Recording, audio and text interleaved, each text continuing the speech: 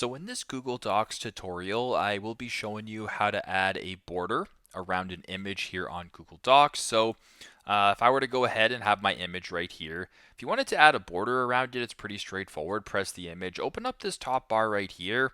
There's a bunch of different options. Go ahead and you can go ahead and select border color. So first and foremost, if you wanted to add a pink or like a cyan border around, you can go ahead and select that. If you want to change it to a green one, whatever the case may be, go ahead and select it. Now, if you want to go ahead and change the thickness, you can change the thickness, making it more thick, less thick. We'll just go ahead and do 12 for this example. And if you wanted to go ahead and change what it looks like, you can make sure it looks like this.